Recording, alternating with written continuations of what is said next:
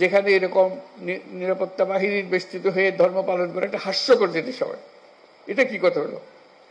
এটা কোন ধরনের দেশ বানালাম আমরা? এরকম দেশ বানানোর জন্যই এত রক্তপাত, এত কিছু হলো?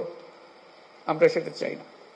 আমরা সম্পূর্ণ নিরাপত্তার মধ্যে, সম্পূর্ণ বিশ্বাসের মধ্যে আমরা আমাদের যার যার মত, যার যার ধর্ম পালন করতে চাই। এই নিশ্চয়তা আমরা চাই। আমরা ঐক্যের কথা বলি,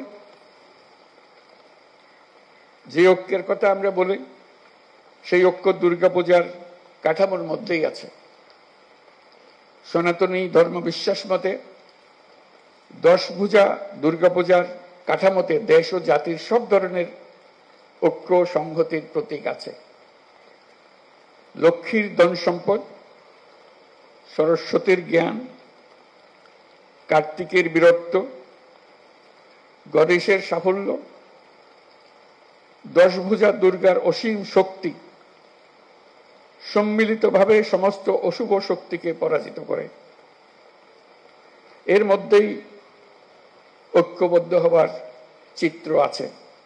জ্ঞান নিয়ে, সম্পদ নিয়ে, শক্তি নিয়ে সবাই যার যার শক্তি নিয়ে ঐক্যবদ্ধ হলে আমরা সব অশুভ শক্তিকে পরাজিত করতে পারব।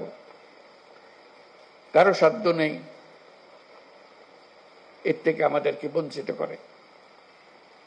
নিজেরা বিভক্ত হয়ে গেলে, ঐক্যবদ্ধ হতে না পারলে আমরা জাতি হিসেবে ব্যর্থ হয়ে গেলাম। আমরা জাতি হিসেবে ব্যর্থ হতে চাই না। আমাদের তরুণরা জেগেছে, আমাদের মানুষ জেগেছে। আমরা নতুন বাংলাদেশের কথা বলছি, সেটাই নিশ্চিত করতে চাই। তা না হলে এত রক্তপাতের, এত আত্মত্যাগের কি ফল পেলাম? আমাদের ছেলে মেয়েরা 24শে জুলাই যে অসাধ্য সাধন করেছে, তাদের মূল লক্ষ্য ছিল একটি বৈষম্যমুক্ত বাংলাদেশ গড়া। এখানে সব নাগরিক সমান সুযোগ পাবে।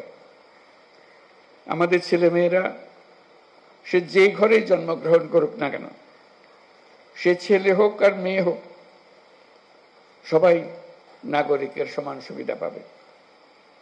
পুরো বিশ্বকে তাক লাগিয়ে দেওয়ার শক্তি তাদের আছে। তারা কেউ বন্দী থাকার জন্য জন্মগ্রহণ করে নাই, কারো ভয়ে পালিয়ে থাকার জন্য জন্মগ্রহণ করে নাই। আমরা তাদেরকে সে সুযোগ দিতে চাই। তারা নিজের মতো করে গড়ে উঠবে, দেশকে গড়ে তুলবে, পৃথিবীকে গড়ে তুলবে। আমরা এমন রাষ্ট্র গঠন করতে চাই, পৃথিবী আমাদেরকে অনুসরণ করবে।